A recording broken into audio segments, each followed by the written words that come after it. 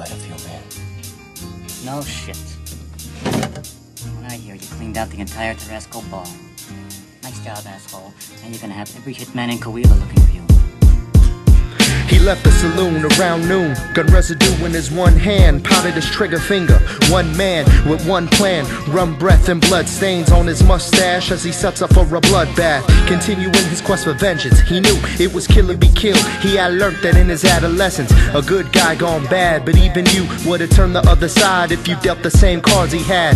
Who was once an officer of the law, but a good guy for so long, cost him his all. 8 months before he was a deputy, surrounded by crooked cops, a crooked sheriff, some criminals and devil fiends. Ain't no room to live separately. They set him up and left him for dead, but instead they just left him to bleed. Betrayed by the men he once cared to lead, he swore revenge once he got back up on his feet. And what let revenge take over him was the rape of his wife. He knew then he had to take a life, but only after he was able to stand. So he headed down south, where there he met a man who called himself Butch, an engineer and moonshiner who operated out the Gwenco diner.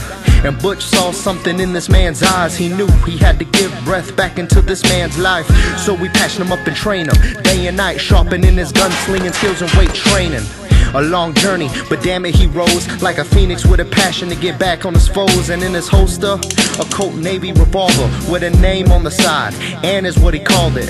Kept a machete by his side in case he got a slice. He hopped up on his horse and he was off the ride. He could have let it go and not retaliated, but the anger in his daddy's genes had to overtake him. And all he saw was his lady's eyes as he rides, reminded of the pain they gave to her on that fateful night. Plus it's the old west. In those days you settle shit with the gun, no time for jury or no lawyers. At least that's how his father settled things. Only thing he kept from memory, 2 pairs of metal rings he kept laced around his neck. The bullet grazed across the chest, reminds him every night that he's amazed at how he's blessed. That close taste of his death didn't hesitate for him to run into town and start to make a mess. After a long journey, the fire's burning. He camped out near the caves, the fire blazed. He starts yearning, methodical murder or a thought that would nourish, or some type of hope that would exalt all his courage. So he headed into town, laid low without a sound, until he found the sheriff. He couldn't lose focus now. Entered his home, crept up his stairs, pulled Ann out the holster. Death was in the air. He kept creeping, slow moving. I swear the scene had been something from an Eastwood movie.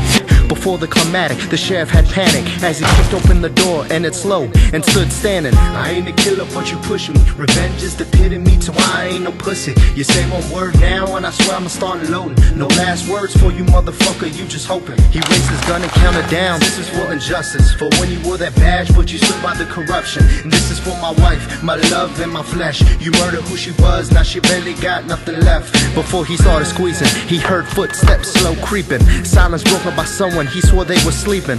Who the fuck could it be, disturbing me from putting this goddamn man out my misery? He kept his arm raised and looked over his shoulder as the dark figure emerged. It got colder, and then he saw it all, his rise and his fall. Before anyone said a thing, a shot went off.